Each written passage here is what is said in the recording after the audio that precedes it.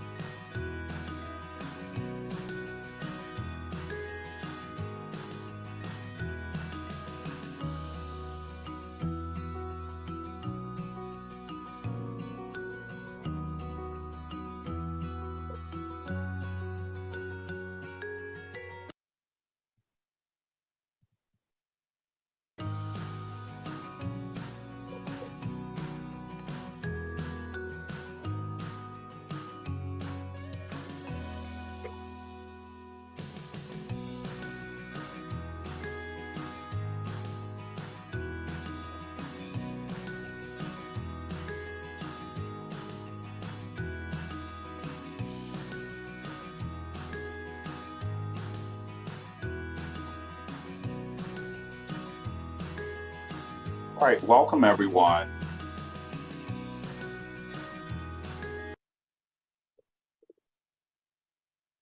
Welcome everyone to Building Capacity of Academic Librarians in Understanding Quantitative Data, Data Quality Problems, and Evaluating Data Quality, a national forum.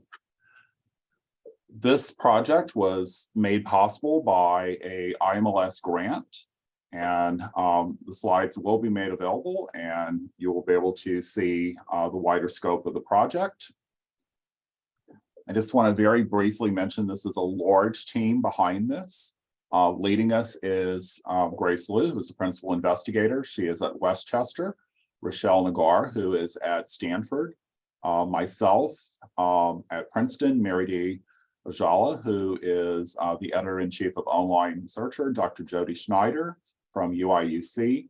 And we have two graduate assistants helping us out, Jordan Sorty and Wynn Nagayan, both from UIUC. So just a few housekeeping things. Yes, questions will be answered in the last 25 minutes. So unless something is really, really urgent, where you're just completely lost, we're going to save questions. The chat has been disabled, but there is the Q&A feature, which is in the Zoom toolbar. So please submit your questions using it. Yes, the slides and the recordings will be made available at a future date. Closed caption is available from your toolbar at the bottom. And in addition, on the website, there is some supplemental materials, including a glossary of various terms, as well as key terms that one would find in documentation. So we begin today. This is the first of a 7-part series. And today we're going to focus specifically on documentation. It is where one normally begins, particularly for most of us, I believe, are librarians or people who are helping people find data, and it is where we typically start. The website is mentioned at the bottom, and it will also be listed in the chat so that you can see more about the series. I want to very briefly tell you about what's to come. So in a little while, Ron and Barbara are going to talk about documentation. Every month on the last Thursday, we're going to have a session at this exact same time. And so the next one up, I'll just tell you a little bit more about than the others since it's next in the series. And we're going to look at quality assurance and data creation. So specifically, we're going to have questions such as, how do governmental bodies and academic researchers ensure the data they produce and work with has the quality needed for meaningful results? Can we prepare students and the public to understand the data and statistics? How does a decentralized government produce the data we need? How do you take advantage of data coming from different sectors? And we have an incredible lineup. We have the Associate Director for Research and Methodology and Chief Scientist at the United States Census Bureau, John Avowed. We have a professor at Princeton University who is a health economist, Janet Curry. And then we have the former Chief Statistician of the United States, Catherine Wallman. In session 3, we're going to look at evaluating and understanding governmental data, and we're going to look at it from both a United States as well as an international point of view. Session 4, we're going to look at commercial data quality issues, We have a number of stars lined up for every one of our sessions, but in this one, we're really going to look at how both in academia as well as the government, how do you assess? Session 5, we're going to take a sort of different route, and we're going to look at, all right, now we have data. Can it be reproducible?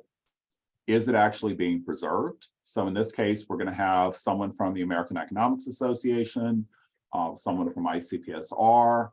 So we're going to, again, have different people that are talking about what's out there, as well as a person who's done a study that shows the state of preservation. Session 6, we're going to see what do employers expect from the people that they're hiring, and we have people from both the nonprofit as well as the commercial sector. And then we're going to wrap up with what is the librarian's role in cultivating data literate citizens. And so we're going to have people looking at survey information as well as their own practices. And in all of these sessions, we hope to have skills that you can take away with you. So very quickly, what are we going to talk about today as well as in the series as a whole? We're going to largely be talking about survey data. It can be quantitative, it can be qualitative, but we're largely going to focus on quantitative, essentially numerical data. It could be at the micro level, which is individual. It could be a person, could be a company, could be a hospital, or it could be macro level summary. And we're going to talk about both of these during the series. How do we get data? Lots of different ways. Experimental data, often we think about these as trials, often medical. This we're probably not going to touch upon very much. Survey data is what we're probably going to focus on the most throughout the series. It's the most common method in the social sciences. We're going to look at administrative data, often collected by governments or organizations, school records, things like that, hospital records. In survey data itself, the two big types are cross-sectional, where we're looking at different individuals each time, but we can look at trends that represent population. So just a few examples. How do we know distribution of illness in the United States? The National Health Interview Survey, the long-running Public Opinion Survey, which is General Social Survey. How do we know how people spend money? The Survey of Consumer Finance. Longitudinal studies, where you're studying the same person or the same group, whatever it may be, each time, sometimes called a panel study. The advantage of this is you can see over time, how did a specific individual do certain things. So for example, the National Longitudinal Surveys, the Panel Study of Income Dynamics, the National Educational Longitudinal Study. Another thing sometimes people don't get is they see a year and they're turned off, and that's typically the start year. So it doesn't mean that it ended in 1988. It means the first group of people were surveyed in 1988. And of course, there's public opinion surveys, and there's many of these out there. We're going to actually have people from Roper speak to us, but there's lots of other organizations that do this. And so now I am going to turn it over to Ron Nakao, who is the politics, economics, and social science data librarian at Stanford University. Ron? Thanks, Bobray.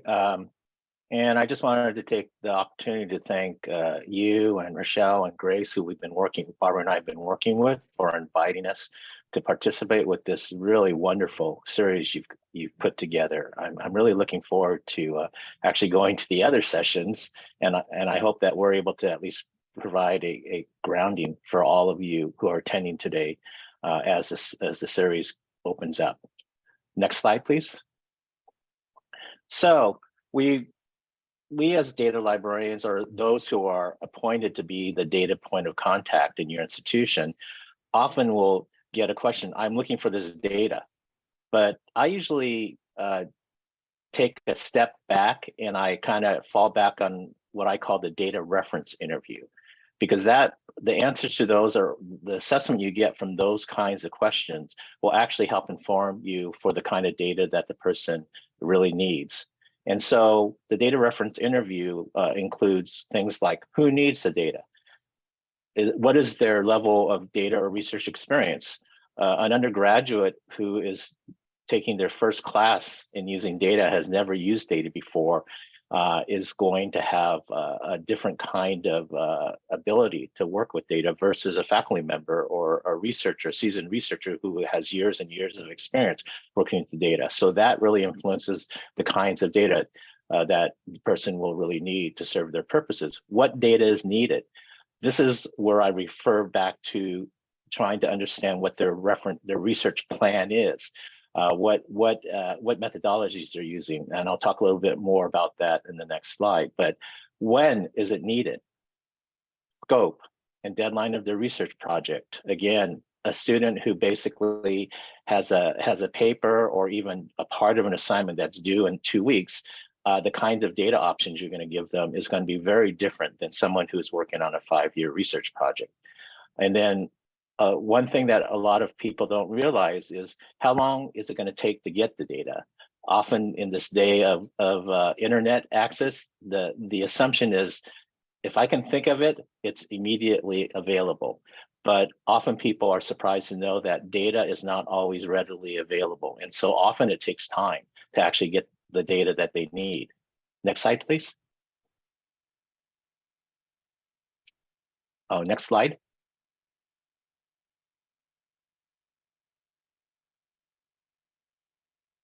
Thank you. So, as I mentioned, the research plan, and this is probably just, this gives context to your interactions with the person you're trying to help locate data. Starts with understanding for how they are stating their problem. What is their research question and how will they continue to refine it? And then their literature review also helps inform the data that they're looking at, whether it's suggested by previous research or the limits of it are demonstrated or how to use it. The theoretical framework and methodology that the prospective researcher wants to use has a big impact on the kind of data they want. If they are going to try to create some models, statistical inference kinds of things, they often need sample or microdata. If they purely want to describe something like the breakdown of race and education in a state, then that will inform a different kind of data that they would need. Finding your data is kind of where people think that's where they start with us, but actually it's going to be important to actually understand the previous parts as it evolves of the person's research plan. And then, of course, they go on to analyze their data, discuss the results, and submit their paper, including data citations, I hope. Next slide. Yes, thank you. So a little bit about the literature review. This is where the researcher is learning from others because they want to build on the research of others. They want to see what the methodological options available for them to consider. They want to know what data to collect and the person collected themselves, but also to inform the kind of data that the researcher may want to collect, or if they want to reuse data that was collected by some other institution or researcher. And I think the thing that to keep in mind about the literature review, it is actually a very useful form of data documentation in and of itself, because in a sense, it captures how data has been interpreted and used by another researcher. So I think that's something to keep in mind when you talk with folks about the literature review they've done. Next slide. So taking a step back, this is my definition or operationalization of what I think social science data is. The first point is social science data is the evidence required to answer your research question. This means that it's kind of, I think of it as in terms of like in a court of law, where you want to gather the evidence in whatever format it is in order to argue your case, the point you want to make, the hypotheses you want to test. Social science data is also the measures and constructions or operationalization of the concepts that are important for you. When you actually are trying to answer a question, or you're trying to work with the theoretical framework that you're trying to apply or build your research on, it often comes in the form of concepts and not specific measures. And so often people immediately go to the measures, and they often don't take a step back and see what are the concepts that I want the measures are. And also sometimes the measures often aren't exactly what they want. And so it's going to be important for people to ground themselves in the actual concepts that they're trying to bring as evidence to their research. The third point is it's dependent on methodology, as I mentioned, and it's used to answer your research question. The fourth point, and this is something that is more the struggle of finding data. It's found in many places, sizes, shapes, and formats. You can get an Excel file, you can get a CSV file, you can get a Stata or an SPSS file. It comes in a lot of places, and often it doesn't. You have to do some manipulation in order to be able to make use of the data. It's also costly to collect, curate, archive, and share. And this is what makes it difficult often to get good quality data, because even though a person can easily create or share a data set, to actually make it useful, it needs, I believe, to be curated and documented in order for others to actually use it correctly. And I think the last point that people often don't realize, the data often isn't available. Next slide. So here are some important data attributes that I think it's important to find out more about what the person wants. Who or what is the subject of your research? That is, what is the unit of analysis or observation of your research? Is it students? Are you doing a study to try to find relationships between students in a school? Is it differences in counties? So counties are the unit of analysis. So you want to gather concepts and measures at the county level. Is it cross-national research? So then you want to focus on finding sources of data that have nations or countries as the unit of analysis. Another important attribute is the when and where of the data.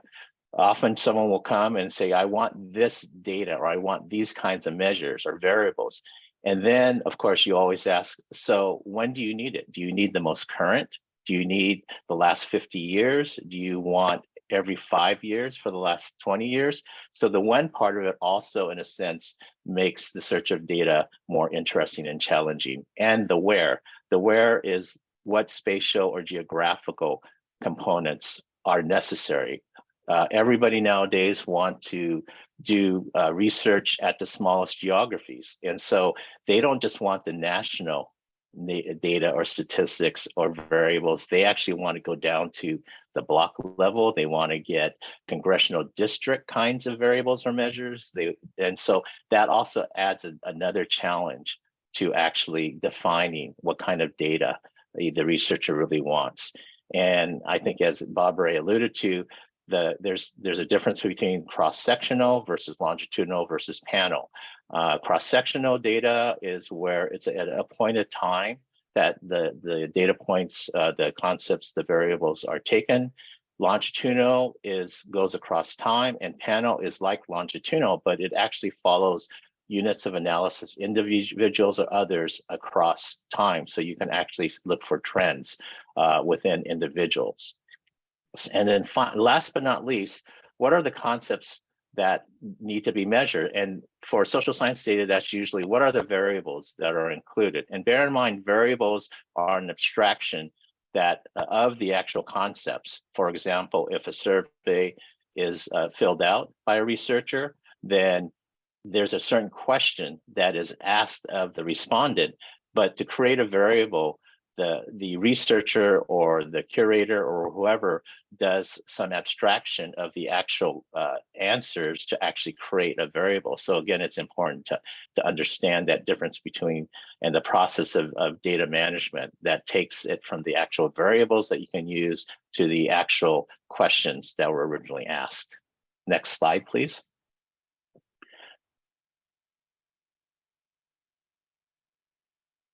Next slide, please. So here are some of in my mind, some of the different kind of data types that you'll come across.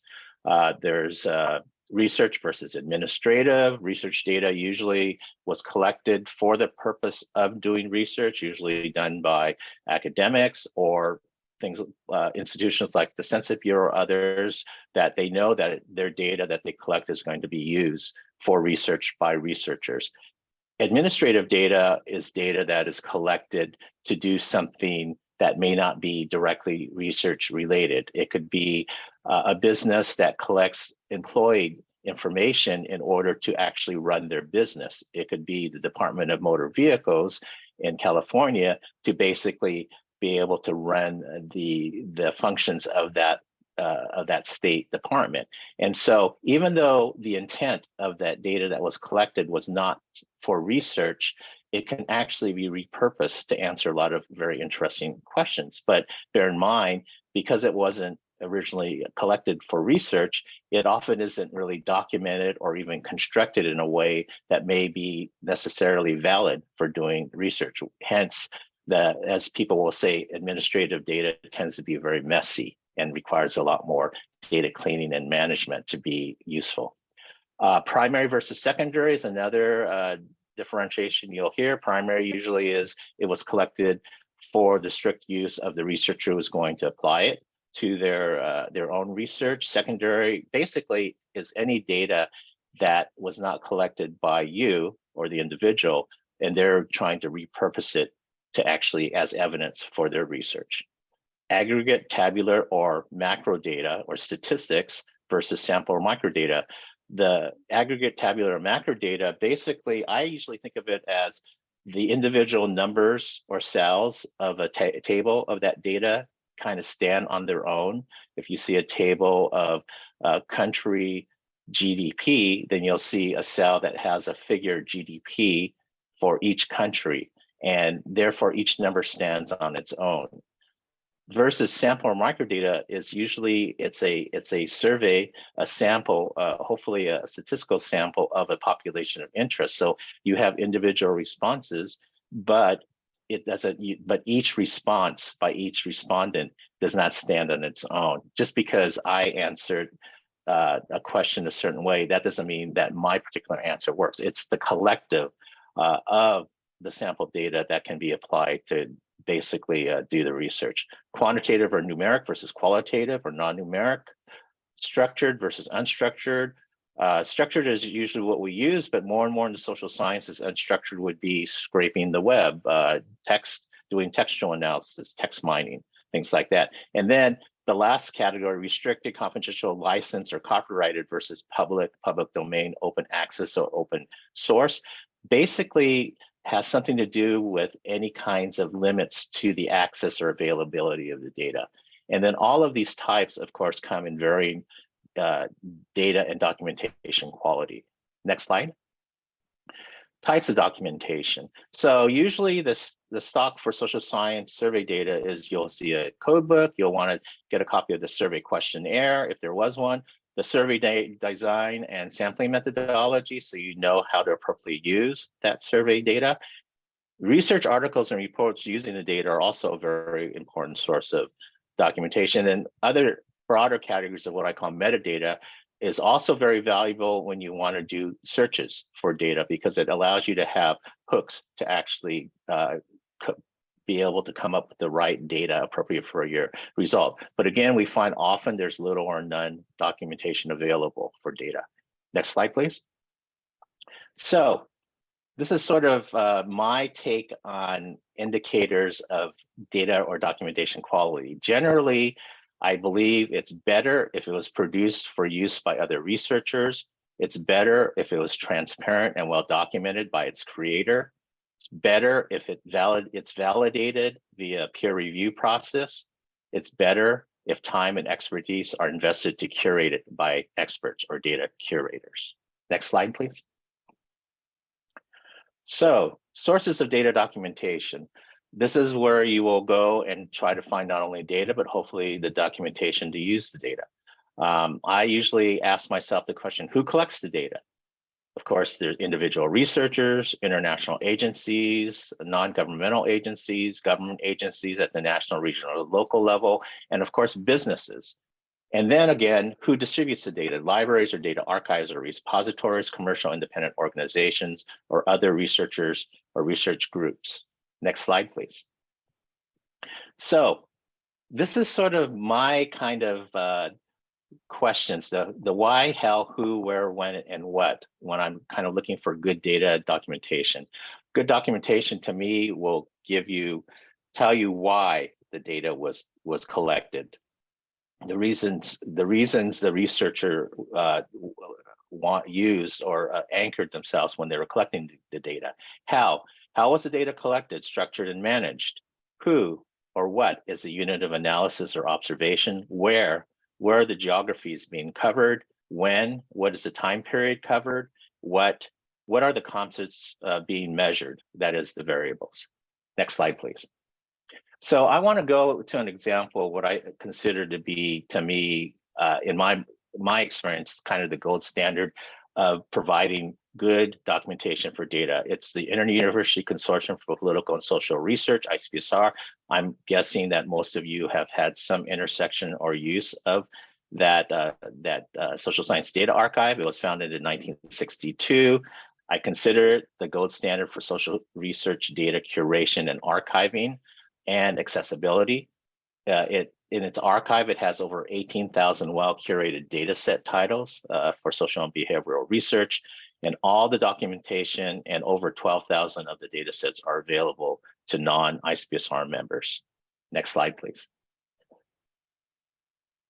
So this is sort of some of the pieces of the ICPSR documentation. One thing that's really great for ICPSR is that it has a standard-sized data page for all of their data sets or studies. They call them studies. The standardized data page includes a data summary, data citation, geographic coverage, time, study design, unit of observation, and version control. It also includes a codebook or other documentations for the data. It provides variable level descriptors. It has, to me, a very innovative database that was begun by Elizabeth Moss at ICPSR called the Bibliography of Data-Related Literature. What she and her team has done since the 1990s is go and try to find citations of research articles that cite the data in their archive. And this provides a very valuable level, as I said, of documentation, but also insights into how the data has been used in their archive. And I'm going to go with an example. It's a study that I was involved with at Stanford called How Couples Meet and Stay Together, HCMST. So when you go to that website, and you can do this at your leisure at some point in the future, this is the data page for that particular study. As you can see, it starts with the title, PI, the version date, et cetera. But if you go down a little bit there in the page, you'll actually find the why of this data set. This is sort of gives the summary by the principal investigator of why they collected this data. Next slide, please. And then as you scroll down that page, you will then come to the point where you will find the where of that data set. It includes the geographic coverage of this HCMST data, which is the United States, but it also includes the smallest geographic unit available. As I said, often researchers just don't want national data. They want smaller geographies, geographic breakdowns of the data. And so this tells you that this particular data set has the ability to break down for the public use version of the data down to census region, or if you get the restricted use data, you can go down to the state level. Next slide, please. And then if you scroll further down on the data page, you will see under the scope of the project, the when of this data set. It gives you the time periods of the data set. It has basically 5 waves beginning in 2009 to 2015. And it gives you some other information on the data collection. Next slide. And then going down to the methodology section, you find more the how and the who of this particular data set. So the how gives you the study designs. You know who was the survey firm, what methods they use, the sample. There were 4,002 original survey respondents. It's a panel survey, so they basically did follow-ups from that original survey of 4,002. And then the universe, which was for the first wave, universe for wave 1, was English literate adults in the US. So in a sense, that also gives you some insights, because if you are looking for how couples meet and stay together, you'll know that this particular data set was restricted to English literate adults in the US. So it excludes a portion of the population in the United States. And then finally on this page, the who of this data set. What is the unit of observation? It has individual level data. Next slide. And then again, traveling up to the page, you'll see a tab for the data and documentation. And this is where you can actually download codebook files or other kinds of documentation that is available for the data. Next slide. The next tab is the what of the data in more detail. These are the variables, and ICPSR has really done a service by basically parsing out the variables of a data set. It gives you the variable names. You can see that there's 534 variables in this particular data set. And it also gives you, it connects the descriptions of each variable and other information. Next slide. And then the data related publication, which I mentioned, this is where you can actually, for this particular data set, you can actually scroll down and get a list of the articles who have cited this data set in their research. And so if it's available to your institution, you can actually click on it and actually get access to the article itself. Next slide. So that is kind of the ICPSR, which I believe is a really good example. I am just going to mention another one that I really like for the way they've documented their data. It's done in a different way.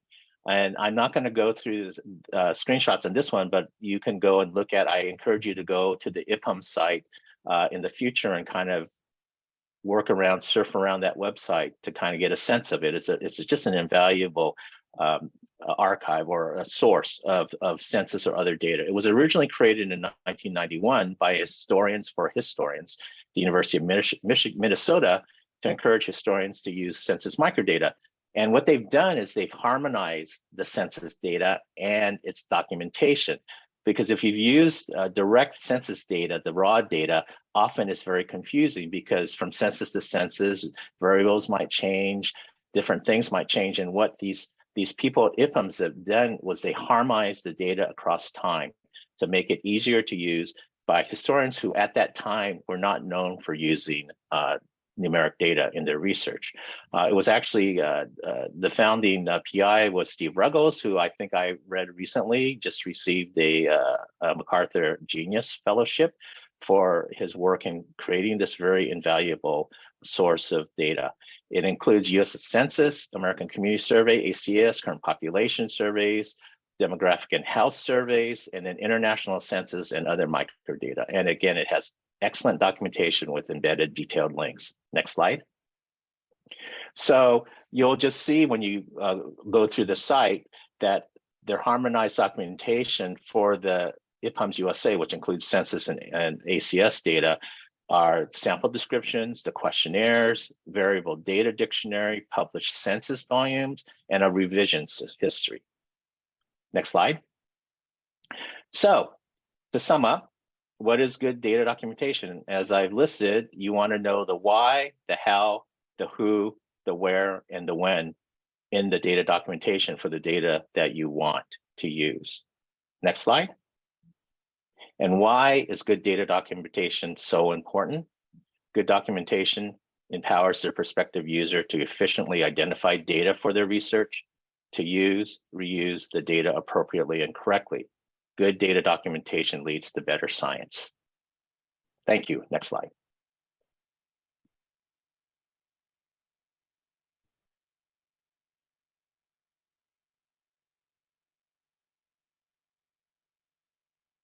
And keeps getting stuck for some reason. All right, so next up is the data librarian from Yale University, Barbara Esty. So Ron told us about good documentation. What happens when it's not so good? So Barbara, you're next. So 80% of the time, there is some level of harmony between the data, the documentation, and the user. That's my rough guess. But that other 20% where there are questions is probably where you're going to spend 80% of your time trying to find answers, evaluate data, evaluate documentation. And so, these are the types of questions that come in every day. Users are getting data from many different places, and they're coming to you with questions. And what's really interesting about working with people when their data is that they don't necessarily make distinctions between what subject you might know about. I've gotten questions from the same faculty member who asked me about, coal prices, and 2 weeks later asks me about an educational survey. And so they make no distinction. There's sort of some sort of magic that, around data that people think just because it's data, we can solve all problems. And sometimes we can, sometimes we can't. Next slide.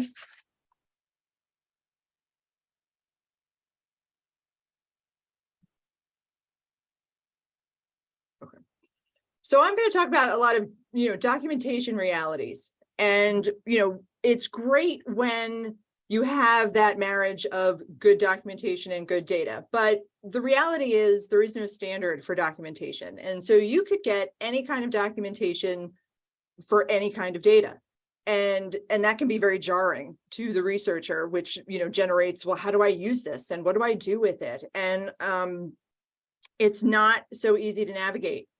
And also keeping in mind that, documentation is written when the data is produced. So now with all of these new mandates, NIH, NSF for good data sharing plans, I think this is going to get a lot better. But for things that were produced, in the 90s before, your documentation is going to be what it is. Like there's going to be nobody going back and looking at this because, these people who produce data don't anticipate future needs. So, this is problematic because, we're using different data in different ways. And so researchers are always looking for the new and novel, and they're trying to repurpose a lot of these data sets in ways the author never really intended. Next slide. For example, this came from a senior essay writer here at Yale, and it was about 2 years ago. I got this frantic email, lots of exclamation points, lots of the use of the word crucial, critical, important.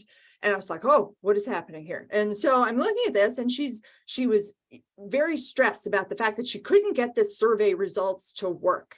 And I open up the email, I look to where she's going, and it's a Roper Center produced data set. And I was very happy that it was an email, because the look on my face would have been like, well, what's the problem? Like what? So, and, thinking about it again, I looked at it, and here on this slide, we've got the questions. Granted, it's all in Spanish, so let's just take that part out. But we've got the questions, we've got the schematic, and we have this ASCII file. Now, I thought about it and I said, well, what's the problem? And so this is good documentation. It has everything, all the parts she needs. Then it occurred to me, she's never seen a fixed width ASCII file situation before. She's opening this thinking this file is corrupt because she can't see anything in it. And so in talking to her and looking at this, and then having to explain to her that this is good documentation and this is good data, you got to make that connection, because not everybody's going to understand that. And so I now, learned from that I always actually ask somebody, do you know how to use this? Because guess what? The documentation is probably not going to tell you how to open an ASCII file, because in 1985, when this survey was done, that was standard practice. You would have stored it that way. So now thinking about the researcher not anticipating future needs is, you would have never put that in your code book to say, how do you actually open this file? So these are things we need to think about when we're helping users and trying to marry, good data quality and good data documentation together.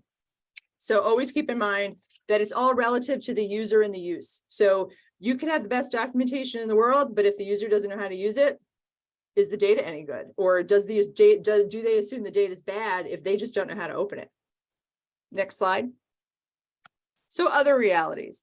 So there is that, anybody who's worked with a commercial vendor, you may not get the documentation that is fantastic, like you would out of IPMS or ICPSR.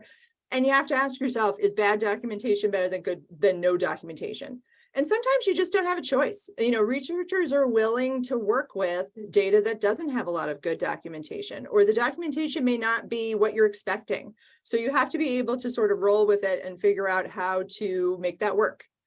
And then there is the understanding of data drops over time. So we know that people don't like to document things. I mean, if you've ever worked with anybody dealing with a data management plan, it's not pulling teeth. They'll do it. It's just a matter of they just want to know what is the bare minimum I need to provide. And so, keeping that in mind, that the knowledge about the data will drop over time.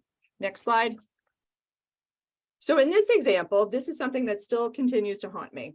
When I got to Yale, I inherited oversight over something called a social science data archive.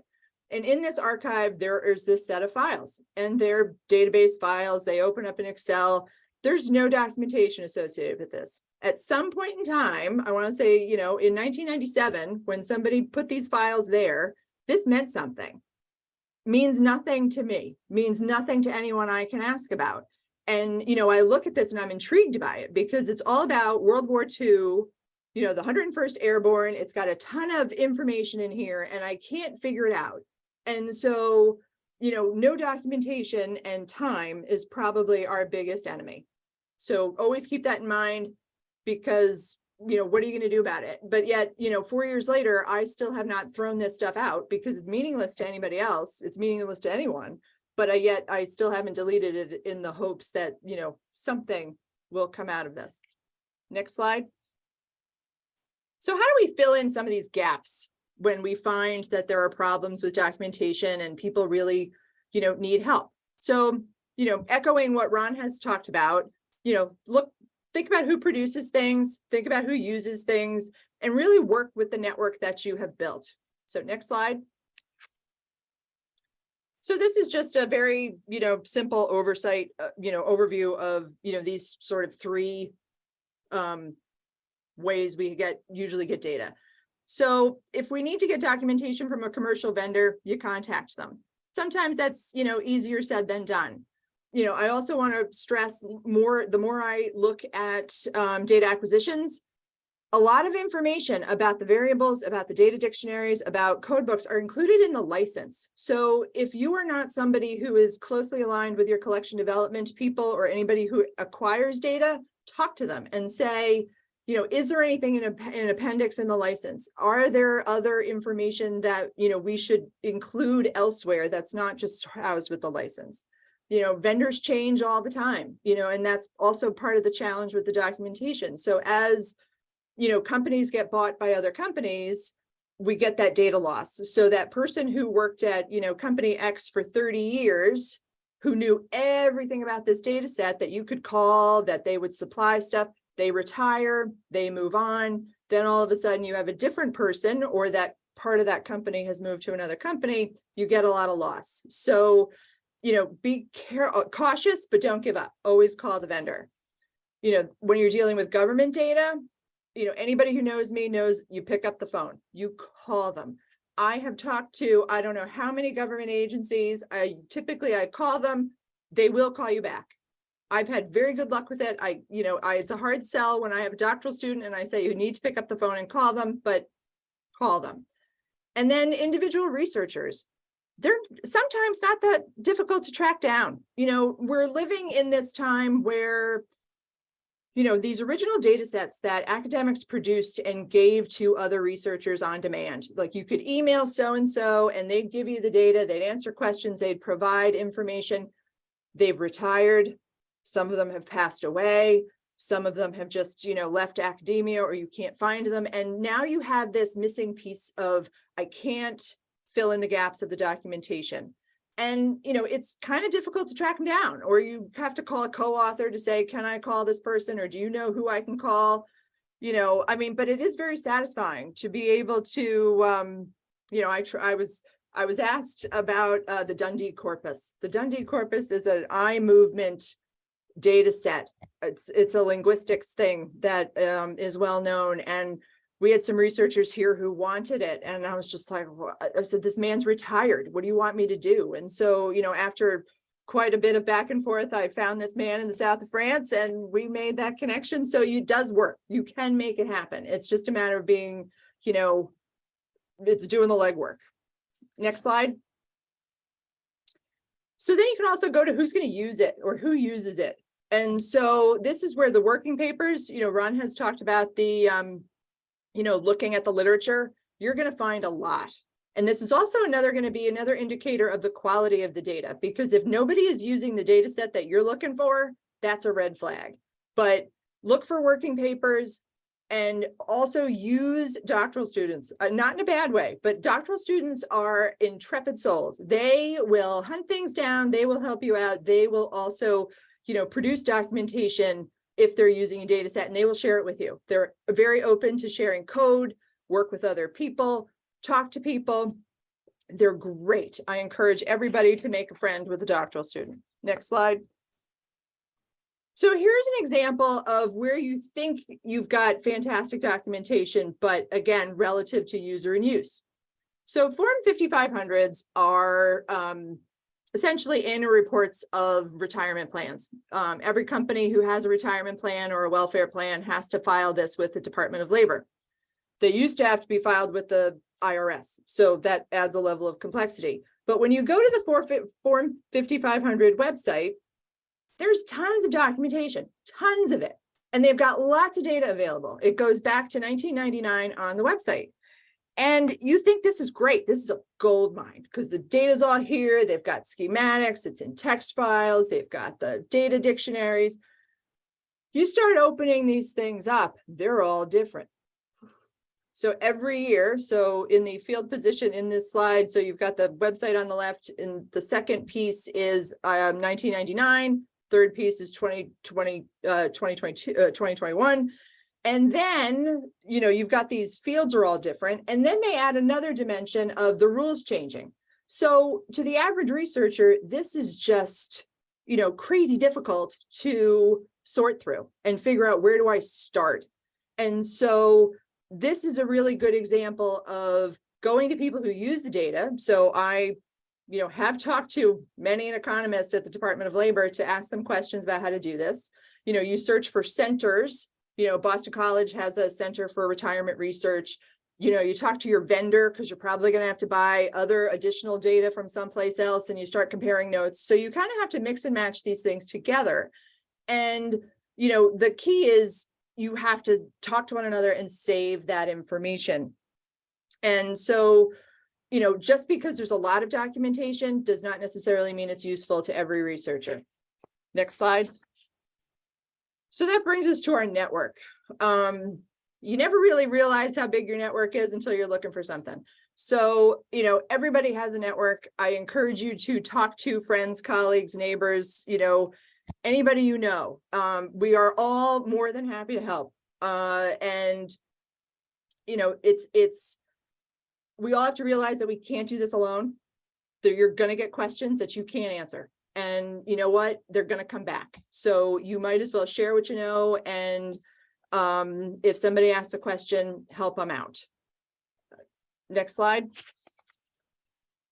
So this example, this brings together a lot of things. This is sort of where the holy grail of when things come together. So the New York Botanical Gardens has a person who has the best job title ever called the Director of the Forest. I love that. You know, we could all be the Director of the Forest. And he was a Yale person, and he inherited these discs. And he contacted our digital preservation department to see if there's any data loss or any data he could get off of these, because he's trying to update the tree inventory at the garden. And so one of the digital archivists, David Sorella here at Yale, he imaged these discs. He contacted me because we had worked on a project before, and he knew, you know, I love a good project. And so the two of us went back and forth to see what was on these discs. He re-imaged them a couple of times, got to them. There was, you know, some SAS files, some other files. I looked at them. I contacted a former coworker and friend of mine to help me with who helps me with all of my SAS problems. And so he worked on this a little bit. And then by some magic, the director of the forest tracked down the original, one of the original data collectors and researchers on this project. So this is data from, the 70s that he had, and all of us are on the phone. And so this got, data collected, documentation created, on the fly together, bringing this all together. And it's really satisfying to see all this work. And so the fact that we could bring together the data, the codes for the data, we could bring, somebody who actually could remember what some of these abbreviations meant, what some of the labels meant, how things were calculated, was pretty amazing. So don't give up. Like that's my plug there is don't give up. These things can happen. Next slide. And so think about documentation as an active process. It is not finite at all. You can always have better documentation. You can always add to the documentation. You should add to the documentation, if only to be kind to your future self, because these, I always say there's no new research. When you think some sort of question goes away, it comes back full force. So, you will probably see these questions again. Anytime you are working with a vendor that you have data from before, you can ask them if there is anything new with it. Do they have anything additional? Have they gotten other questions? You can, when you talk to others who use it. Bobray and I talk all the time about documentation. I go, what do you have? And, he'll send me what he has. I'll send him what I have. Or we'll, say, do you have a new rep for so-and-so? And we exchange information, which adds to the documentation, which in turn increases the quality of the data and the research output. Next slide. So all of that says, don't be quick to throw stuff out. Like really, it comes back. Like, so, things could be useful. So, if I'm not saying become a pack rat, but if you've got some space and you can store some old, whether it's files, old media, anything you inherited when you took on your job, I would say leave it alone, and it will come in handy. Next slide. And get it out of your email. Like that, I've been trying really hard to get a lot of this stuff that's sitting in my email out. And so right now I'm trying to, package it into a team site.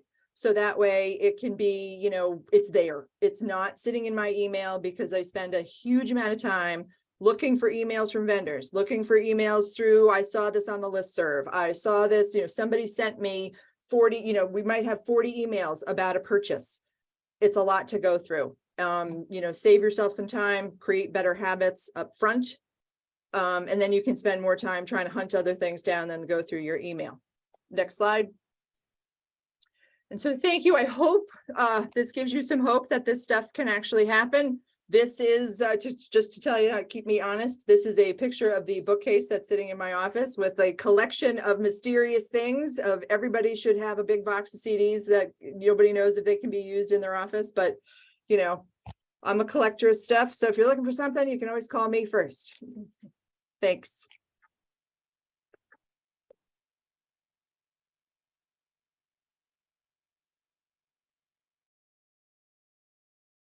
All right. So my mouse has been freezing, I swear, every other slide. So when you are screaming next slide, I'm trying, I'm not sleeping. So what we're going to do now, just as I said, I've had so many issues. We're going to start answering questions. So give me one moment, because I have not seen any of the questions that have come in, but I know that there are lots. And this thing is just frozen. It's all right. I'm just going to minimize this.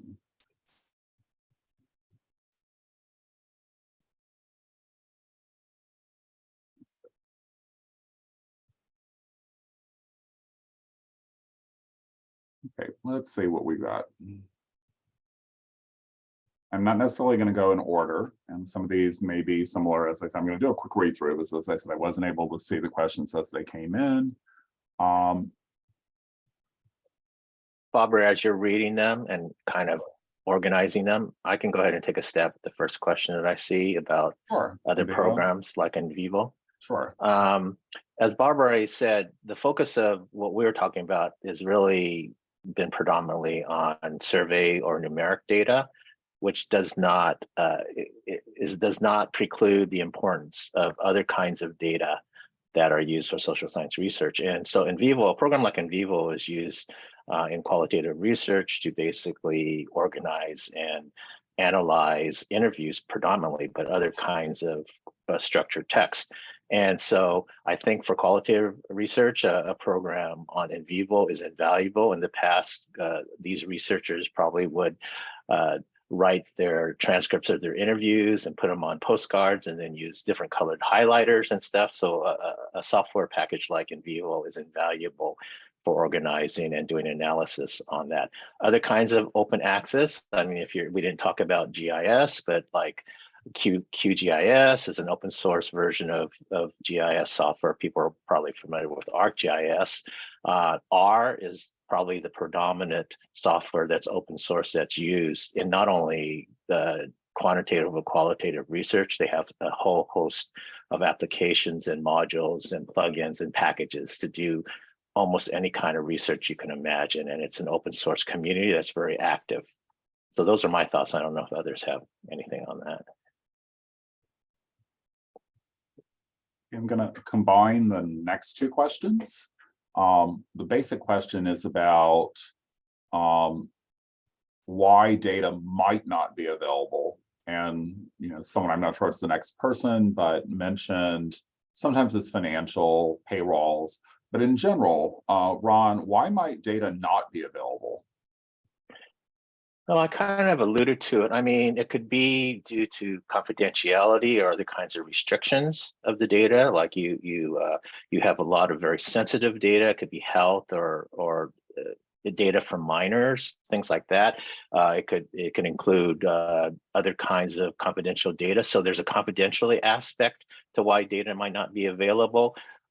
There's also another one that comes up is copyright. It's basically, especially when you're dealing with more companies, one that we delve into that I don't know if others have is CoreLogic, which is a company that is in existence as a corporation to do stuff. And my former colleague, Chris Kasianovitz, basically was able to negotiate access by Stanford to get a dump of their data, which proved invaluable. It's an example of what I consider maybe more administrative data that has so much value for research, but it was so messy and it's copyrighted. And so we can't, it's not open source. To me, the ideal is public domain, open source, freely publicly available. But the reality is more and more the data, either because of proprietary reasons or because the confidentiality is not just readily available. So sometimes if you're lucky, the restricted or confidential data is available, but you have to go through another process to actually apply for access to the restricted data. Barbara, you may have some, or Bobray, on that. Well, I mean, I also want to say that it is entirely possible that the data never existed. So I remind people when they ask me questions about the census, I said the census was never designed to see if, how many people can read. It was never designed for these things. So the fact that we can get some of information about it happened over time. So, and also keeping in mind that data is expensive to collect. So if we think about, if I'm going to go out and do a survey, I'm going to collect what I need to collect for my research process. I'm not being altruistic and thinking of future researchers. So I'm not always collecting extra data. We as data, providers always tell people to take extra variables, but when you're producing the data, you don't necessarily do that. I'm not going in order. I'm going to read a few things that were more comments just to kind of get them out of the way, but I thought they were important comments. One was someone agreed about what Ron said about ICPSR, about the detail of the documentation, but saying that for data discoverability, that can often be overlooked in metadata creation for data sets outside of ICPSR and in the structures of repository platforms. One of the great things about ICPSR is they're coding things to the variable level, and that takes a lot of staff and it takes a lot of time. And so that's one of the reasons why that is so good. We had someone else that commented apropos to what Barbara said about networking, joining IASIS is a great way to build that. So in case anyone is not familiar with IASIS, someone could put in the chat, but iasisdata.org. It's an international community of largely social science librarians, but we're open to all. We do have science librarians and so forth, both quantitative and qualitative. It's $50 a year. It's the listserv alone is worth it. We also do a lot of free webinars. And then someone mentioned the summer courses at ICPSR. So those are both other ways. And again, if someone's not familiar, if you just Google ICPSR summer program, you will find a lot of information on it. There's an intriguing question, which I don't know the answer, so maybe Barbara or Ron does. What sites are available where you can find data validated by a peer review process? I mean, my personal answer would be, this is what the literature in some ways would do, but I don't know. Like, I know archives can get a certain certification to say that their curation process has met these incredibly high standards. But if I'm interpreting correctly, it's that the data has been validated by peer review. And I would say, look at articles that have gone through the process. Barbara and Ron, do you have a better answer perhaps, or an additional? I might say check repositories, because I know when I talk to people, like especially medical, usually it's a medical person who needs to submit something to a repository for peer review. Now, I don't know if a lot of these things could be flagged in a repository that it has been peer reviewed. And so that might be something to ask, your repository, like if, I'm thinking of things like Dryad or things like Figshare or something like that, where there is other processes in place outside of, a university, but that might be a way to look at it. Yeah, I raised that concept of peer review, and it's not some, I'm not aware of any single source that you can say, is this a peer reviewed process? Because this data hasn't been appropriately peer reviewed, because there's different degrees. I just mention it more as the peer review process is really the research community's sort of goal, or hopefully objective, to basically vet out and validate the data that they are seeing being used by other researchers. And so often you'll see something where, say, an article has been retracted or corrected because someone basically went to try to validate or reproduce the results of an article based on the data, and they found that they couldn't reproduce it. There's been some scandals about that in the past. A hopeful sign is with NSF and NIH and others requiring data management plans, there's kind of a pipeline being created to more kind of validate. And I think a lot of the major social science associations, like the American Economic Association, the American Political Science Association, et cetera, they are now instituting a validation process for any articles that they will publish in their journals. So they actually have teams of people that will actually go through with the data and replicate any tables or other kinds of results that has been done. So at least you can trust that the results mesh with and are validated by another person to the original submitter of the article. So it's just another way. To me, it's the infrastructure of good research is peer review is part of that. And so something that's been out there and cited a lot, chances are it's probably, you can trust it a lot more. And just to mention, Lars from the American Economics Association is one of our future speakers who will talk about the process that the American Economics Association does. I have one question here. We have a lot of questions. We're not going to probably get to them all, but we promise we will put them into a document or something with some answers later. Someone says they're very impressed with the amount of work that Barbara does to help researchers access data and find data.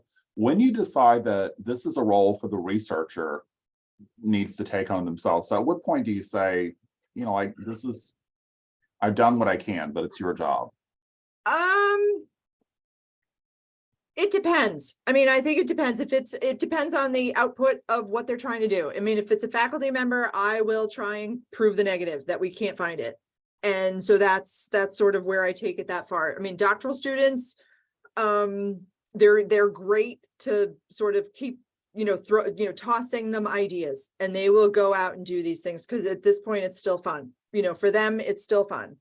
And then, if an undergrad, I don't necessarily think, I usually tell them, okay, we need to find you a new data set because this is taking you too long.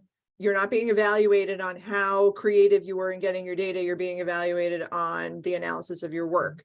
So it is going to depend upon, one, some of the time I have, but also, who the researcher is and what their level of, sort of importance is. I mean, I hate to say that, not everybody gets the same treatment, but if it is a senior faculty member there and who's asking this, it's a little bit different than somebody who's got a class assignment. Someone mentioned data journals as another way to kind of validate things.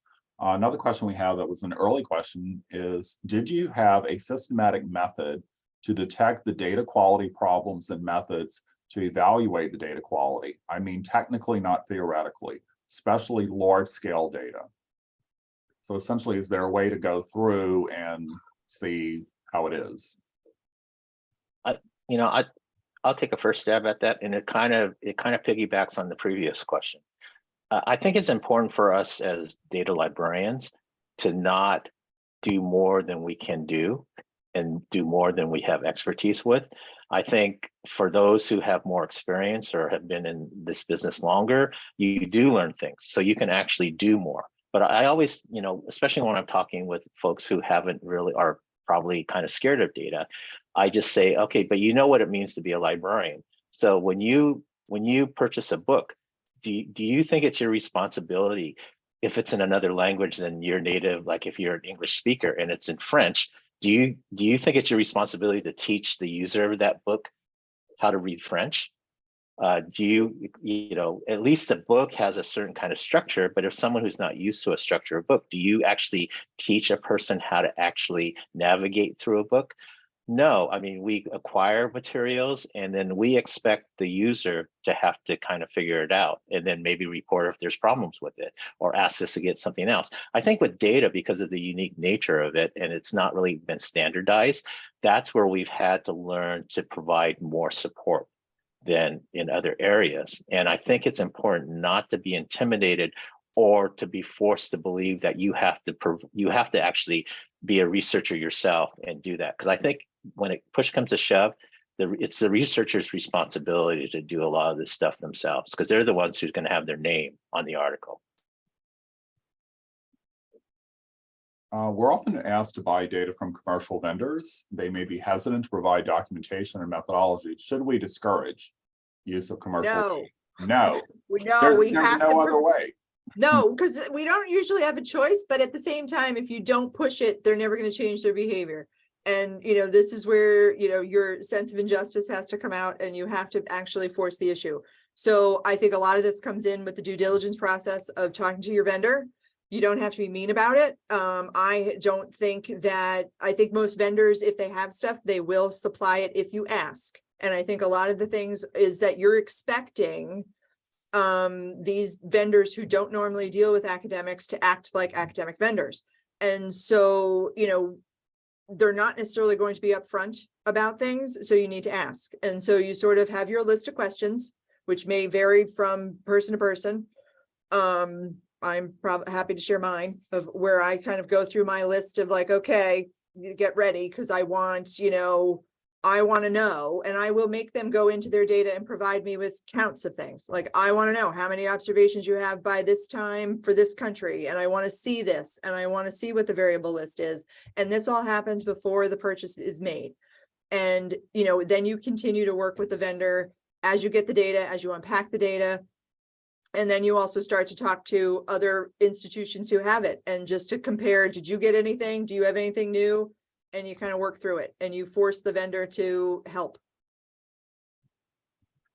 Yeah, I'm kind of getting to the point where I'm putting more caveats, and I was very enthusiastic like Barbara before about let's just get it if we can. And I think I'm at the point where I'm reevaluating, because part of the responsibility I feel as a data librarian is not only to acquire the data if we can for our researchers, but to make sure that we can serve it, that it's accessible, that it's usable. And if you get certain data that really is so messy that only maybe the most advanced user or researcher can actually use it, and it's so expensive that it sucks up a lot of your limited funds, then you have to start making decisions about, do we acquire this or not? I mean, in some ways, it's kind of analogous to special collections. Do you pay $500,000 for the only copy of a rare book or a rare set of collections when you don't even have the curators to actually make that collection available, let alone the fact that it costs so much? And I think that gets back to another message. I think it's so important, if we want data to be documented, there has to be more data curators hired and available, because it takes a different skill set and focus to actually curate data.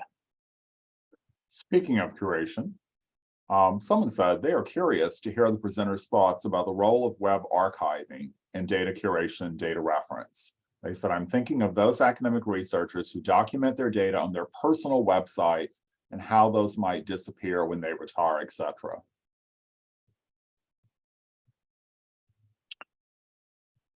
So essentially, instead of putting into either the institutional repository or ideally a domain repository such as ICPSR, the peptide data bank, something like that, they're just putting it on their own site. I think that's a reaction to the fact that it's not easy. I think we, as data providers, data support, I agree with Ron, and there needs to be more of us, because that's part of it. The day goes by quite quickly, but we also have to make it easy for researchers to deposit something. We can't, and so we have to encourage them to put it someplace for someone else. And I think that's the only way we're going to change that behavior. Yeah, I think that's always a challenge, is changing the culture of research where they are thinking beyond just their own immediate needs for the data that they collected, and thinking of, in a sense, doing the social good of making their data available for others. I think it's unreasonable to expect researchers to know how to document and curate their data. They know their data so that they can use it, but I would guess that probably 5 years from now, they won't even remember their data. And so they also need to document their data so that they can refer to it in the future, let alone other users to know how to use it correctly and appropriately. I think that's one of our roles, is to go out and find these data sets and encourage and support them to deposit and share their data. But the other part of the equation, which is we need more data curators, is to make sure there's some minimal level of documentation and curation of the data, so that you're just not saying, go and download these 5 files and good luck figuring out what's in there, kind of thing. And or good luck emailing the PI and seeing if they'll answer your questions about the data. So there's a reason why we are where we're at, and it's the reason why it's been so valuable to have such a long-lived archive like ICPSR, trying to figure out how to crack that nut, trying to make important data available for others to use. What ethical issues do you encounter in data collection or use that librarians may be able to help researchers better understand or consider?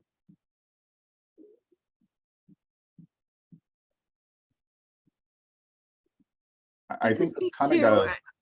The first thing I can think of is we're acquiring more data that has more details about people. And the big question is, how does it get stored? How does it get used? Who's responsible for ethical use?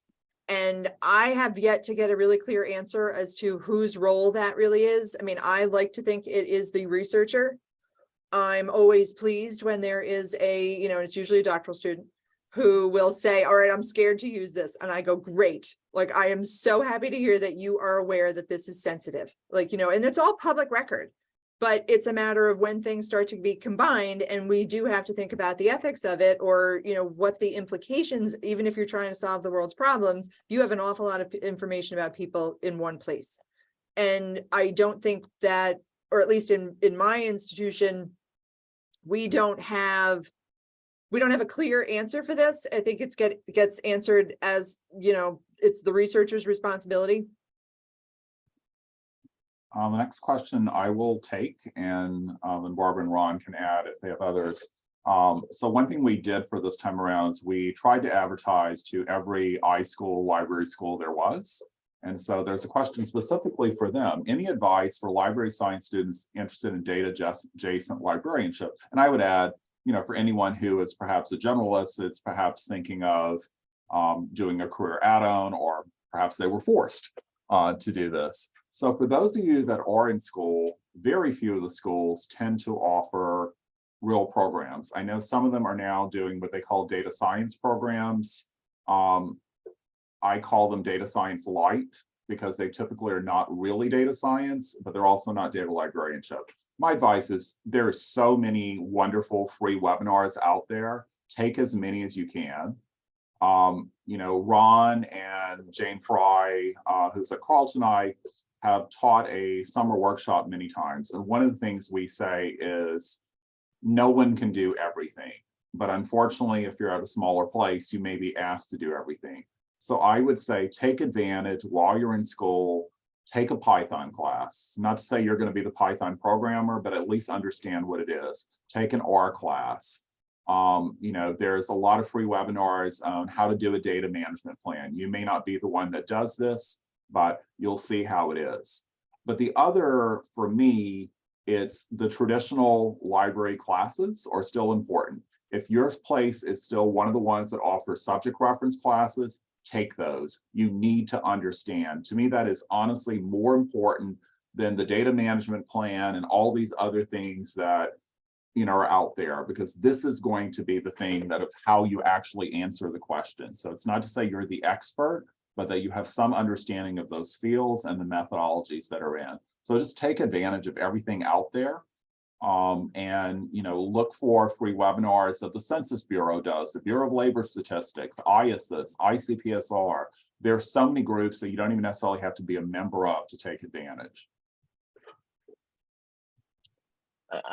I look at how I came in through the route of getting a dissertation. So I actually was a researcher at one point before I went into librarianship. So at least I had the grounding of what the research process was, and then I had to learn how to become a librarian.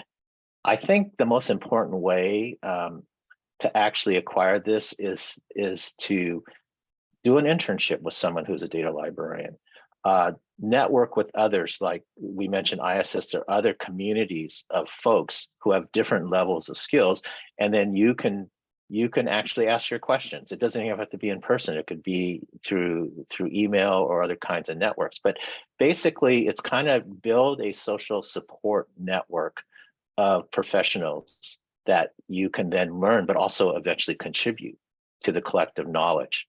And I think that's about, because it's kind of hard. Like if you remember the first time you took, say, physics or whatever, then you're trying to read every word of the physics book, and yet you come away not maybe understanding what physics, and you have to have some distance, and you have to actually try to apply it before you really start figuring out how to really control and know what is appropriate and not appropriate for what your role is. We have a lot of questions. Let's see. How common or helpful is it to deposit data documentation, but not the data if you're using restricted secondary data? I say incredibly helpful, because one, at least you know what someone used. ICPSR has started a process for making documentation available for data that is only available in restricted data centers, because in the past you didn't even know what there was there, whether or not you could ask. I will also add the example that Ron used is really exceptional. They pointed out in that thing, what were the fields that were restricted? I think we all spend so much time trying to figure out what is restricted other than geography. So that was a truly wonderful example. But yes, knowing the documentation at least shows you whether or not you might want to pursue it. Let's see. Would Barbara and Ron, if applicable, be willing to share their list of questions they ask vendors when buying data, trying to get documentation? Oh, sure, I can do that. If whoever asked that question would want to email me, I'm happy to email back, or I can also include my list with our list of question answer with the slides, whatever. I can do both. I can do all of those things. Someone pointed out, I'm going to read a bunch of kind of quick comments just to get them out the way. The World Health Organization has a no-cost webinar series for working with healthcare disparity data, and you get a certificate. So again, this is the type of thing, one, it's useful, and two, if you're in a library program or something, you could actually use that. Let's see, there were a bunch The of different the Federal Reserve Bank at St. Louis actually Yes. has kind of a self-paced way to actually use their data, access the FRED data there, which I thought was very good. So there's a lot of stuff out there where you can kind of do self-paced kind of tutorial lessons. We have a question about, can you trust commercial data without the documentation? I would say it would be more, can you understand the data? I mean, again, it's going to come to the authority and everything else, but you may not be able to understand what it is. If not, there's some great examples in the Q&A, and we will include all this in some form along with the slides, but Alice Kalinowski at Stanford talked about a place that publishes papers with data. So we have a number. I want to just echo what Ron said about working papers. Those often are better than the published article, because often in the published article, they have to chop out all the stuff I care about, which is the actual, documentation. So definitely look at the working papers too. Nowadays, they tend to be available online. Another source are dissertations. I mean, one thing about dissertations is they can be like 600 pages long, and they actually write more than you would ever need to know about every aspect of that thesis. There's a little bit of a lag time, so it may not be the most cutting edge data, but if the data is being used in a dissertation, it's probably pretty well documented. Someone asked about software used to collect, store, analyze, interpret.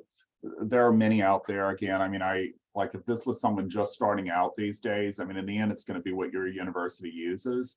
But I would say more and more people are going for the open source. So learn R, Python perhaps, but go for the open source. But in the end, it's going to depend on what your departments and so forth are using. So we still use Stata very heavily at Princeton.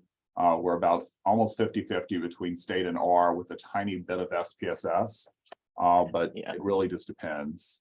I mean, I'll do a shout out for Python. I mean, especially since in the social sciences in particular, but larger, because everything's so interdisciplinary, Python is used a lot for people doing TDM, text and data mining. And so it's another tool, and it's open source, that is being used. And so between R and and Python, I think those are tools that are going to be kind of the next generation of sort of the go-to tools in the social sciences. Except for when, again, you're dealing with large and larger data sets that we are acquiring, you're going to need different programs to break them up. And a lot of times the open source doesn't do it. So you will need to, always, I would advise anybody to, learn some Stata, learn some SAS, learn something so that you can take these massive files and break them up, because no one else is going to be able to do it. And so, that's the only way you're going to actually be able to get to usable formats. We have a great question, which probably we're not going to be able to have the time to justify, not really about documentation, but it's one of my favorite questions we had. Have you encountered data leaking problems that happen accidentally or on purpose, and how did you deal with? I mean, it depends on what we're talking about. If we're talking about people sharing when they're not supposed to, which happens all the time with commercial data, yes. In terms of where something got something that was restricted and they accidentally made it available, luckily I've never had that. And I live in fear constantly because I sign all these things. But I have not had that. Barbara and Ron, have you had someone violate a restricted data contract? Not that I know of. Nothing so blatant that it's a problem. I mean, I think there's always the question. I mean, I think now, if I can plug for anybody who's working in data acquisitions, to when you look at those licenses, look at who the user is defined as and advocate for co-authors at other institutions, because that, I think, has been the biggest sort of data leak, especially when you're dealing with expensive or specific survey data of some sort. that it becomes a problem, but, or else if you can write into a license that you can contact them if it needs to be shared so that it can be appropriate? Just one last point on that is, I think that's the importance of the data librarians and experts to be involved with the negotiation and licensing process with the suppliers. I think there's too many data sets that are free at our institutions that, say, a faculty member just signed off without even reading the terms.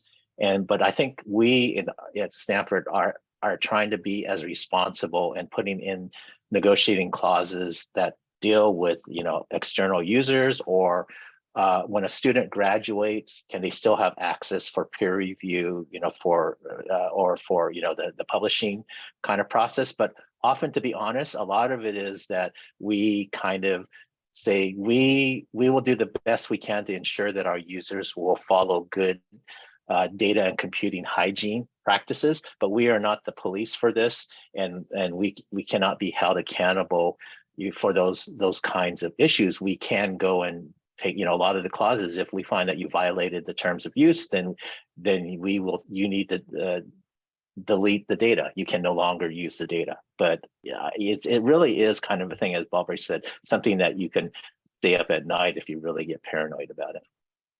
We have dozens of questions we're not able to get to. There are quite a few dealing with public service, offering the service, etc. Some of you, many of you have actually taken a class either with myself, Ron, and Jane Fry, or in the past with Jim Jacobs, Chuck Humphrey, Diane Garassi. It's not going to be offered this summer. Unfortunately, we're all a bit overwhelmed, but maybe next summer. But again, just like look at, there's a number of good books that have come out in recent years dealing with data librarianship that I would highly recommend. I'll put titles into the thing once we actually try to tackle some of these questions. But as I said, I know that we didn't get to a lot of them, but I'll try to answer as many of these things as possible. And they're not going to go personally to people, but everything will be anonymized and sort of put into a document. No promise on when, but this will happen. I want to thank Ron and Barbara so much. I want to thank the entire team. I want to thank the people at Stanford who are handling the technology. All of the glitches of my keyboard are mine, not theirs. I want to again thank the IMLS for providing a grant. I want to remind people that our next lecture is going to focus on quality assurance and data creation. And that is going to be on Thursday, February 23rd. You will be able to register. I believe that just showed up in the chat. You can also provide feedback about this session at the bit.ly that is provided. And I'm going to stop sharing so that I can see again. And I think we're pretty much out of time, so I'm not going to go back to the questions. Will the chat, let's see. Okay. So, yeah, so please consider filling out the feedback form.